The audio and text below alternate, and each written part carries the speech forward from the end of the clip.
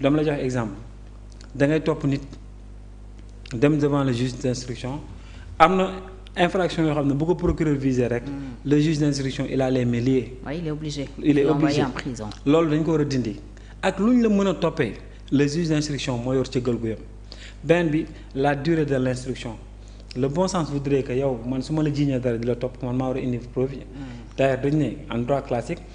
La charge de l'accusation de la preuve autant pour moi revient à l'accusateur. Donc yow bu ñu nee dañu la yóbbu instruction waruñu ne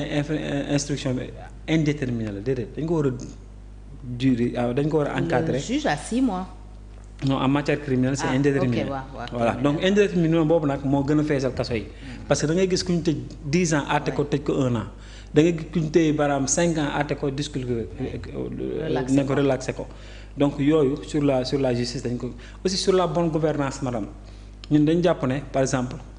exécutif waratul am mainmise si benn dossier boo xam ne ay rapport la maanaam lu mel ni IGE comme CENTIF ni mel bu defee rapport da koy jox procureur forcément moom da koy jël jox juge d'instruction tous les corps de contrôle muy OFNAC muy IGE muy IGF muy Cour des comptes muy ku mën a doon les magistrats wala les inspecteurs les vérificateurs bu ñu gisee anomalie boo xam ne jàpp nañ ne lii c'est passible wala de poursuite même bu ñu ko jox président de la République mais loi bi da leen war a permettre ñu jox ko procureur imposer aussi procureur directement mu jël yóbbu ko au niveau du juge d'instruction boo defee que protection dootul am ci clientèle politique beneen bi aussi foog ñu revoiraat madame sunu armée man dama gëm ne Sénégal li mu gën a soxla mooy économie ak notre armée dàq nañ français yi c'est une bonne chose man contrairement man je salue français dañu war a dem les corps étrangers dañu war a dem mais la nature a horreur du vide l'argent du pétrole dañ ko war a prioriser pour vraiment financer notre sécurité notre armement il faut que Sénégal ni Maroc amee des avions de guerre des avions de chasse Algérie am ko Burkina di ko wut Tchad am ko mais Sénégal nga xam ne moo gën a exposé dañoo war a am une armée digne de son nom bien équipée su ma wax armée nag je commence par l'armée notre armée les militaires en passant par la gendarmerie ba ci eaux et forêt ba ci service d'hygiène c'est-à-dire des panoplies de mesures yoo xam dañ ko war a jël pour Sénégal mën a am grandeur mën a am stabilité parce que bu leen fàtte woon Sénégal avec Senghor Abdou Diouf quelque part on était les gendarmes de l'Afrique lu fi mën a xew fii dem nañ fi envoyé ay troupes ay Kosovo Bosnie-Herzégovine yenn conflits yi dañ daan ONU daan solliciter Sénégal l'armée sénégalaise parce que aussi sans trop nous vanter Afrique de l'Ouest mooy dëkk bu gën a am armée bi gën a solide nekk une armée et puis républicaine loolu nag boo ko bëggee conserver dans la durée foog ngay dox ak joyante jamono ni muy doxee maanaam beneen bi aussi vraiment j'y tiens notre jeunesse man dama gëm ne Sénégal fan ngay xam ne baax na mu ngi dox ci jeunesse bi nga koy xoolee tant que jeunesse bi ñu ngi xëy di lijjanti 5000 10 000 wala ñuy lijjanti ay Jakarta mooy Sénégal doxagul Sénégal kañ ngay xam ne mu ngi dox nga xam ne les jeunes ay entrepreneurs la ñu nekk au lieu ñuy daw ci liggéey ñoom dañuy daw pour joxe liggéey te loolu c'est bien possible et là il faut passer par l'artisanat fexe vraiment soutenir leen les artisans du pays ñi nga xam ne ñi dàll ak tenue ak yooyu yëpp dañ koy commander Chine man parfois bi may doog a dem Chine parfois bi ma interprète laa woon benn moment souvent demee vacances damay dem ci marché bi su ma gisee commerçant bu ñëw ma ànd ak yow ci chinois bi nga ne temps laa commandé mais da nga gis kenn ku ñëw par exemple ne bouteille bii laa bëgg naa ci 10 000 bouteilles te man damay ñibbi semaine prochaine chinois bi na la 4 jours 5 jours ma defal la ko man au début dafa ma jaaxaloon ne chinois bi nan la ko mënee mais loolu xamul tax déjà c'est pas l'État la municipalité rek bu xamee ne yow mii am nga xarañte bi da lay financer jox la suuf garantie la auprès de la banque c'est pas l'État c'est la municipalité mu garantie la auprès de la banque bi jox la matériel bi c'est que loo daan defaree loxo léegi machine nga koy defaree c'est que bouteille bi boo ko daan defar benn fan léegi yow boo deful ndànk di nga defar 100 bouteilles en 1 heure wala en 1 minute loolu mooy développement donc il faut que état moom it di jàppale pas may mais les gens ñu regrouper jox les moyens nga xam ne financer du nekk sax xaalis mën na bañ a nekk xaalis parce que la signature de l'État vaut comme garantie État moo war a garantie auprès des banques ni muy defalee Senelec lettre de garantie ni muy defalee par exemple Petrosen lettre de garantie wala mu defal ko des entrepreneurs defal leen lettre de garantie ñu dem les artisans les ñuy def dàllu ngaay ñu defal leen lettre de garantie banque financé leen ñu jëndal leen matériel bi état bi superviser ko matériel bi ñëw ñu installé ko ñu jox leen ñu commencé liggéey nga xam ne boobaa les militaires que nous avons commande bi état bi di def yëpp mais fii lañ koy defee et loolu ce sont des actes yoo xam ne ça ne demande pas trop d'argent c'est juste que nga am volonté politique bi xam nga bàyyi débat politique bi de côté ñun loolu la ñu entre autres loolu la ñu am comme yëg-yëg ne moo war a mën a développer Sénégal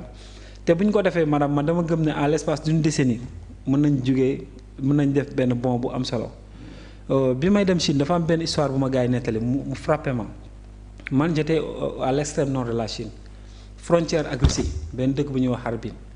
ñun bu ñu daan dem bu gars yi daan dem Russie ak frontière bi c'est en 30 minutes mu ngi mel nga ñëw Sénégal dem Fouta dem Matam ma gis benn dëkk bu gars yi di wooy teen bi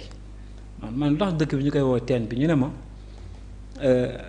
jamono yi parce que chinois du la wax bekkoor du la pauvreté dana la jamono yu njëkkee parce que seen orgueil moom ñoom mosu ñoo pauvre dañ naan la jamono yu njëkkee foofu lañ daan rootee fa lañ daan rootee fa la train bi daan ñëw train bi nga xam ne 3 fois lay ñëw par semaine boo amee malade da nga koy yóbbu foofu train bi yóbbu ko à 100 kilomètres mu doog a mën a dem hôpital te léegi nga xool ma laaj loolu mooy les années 80 85 75 côté yooyu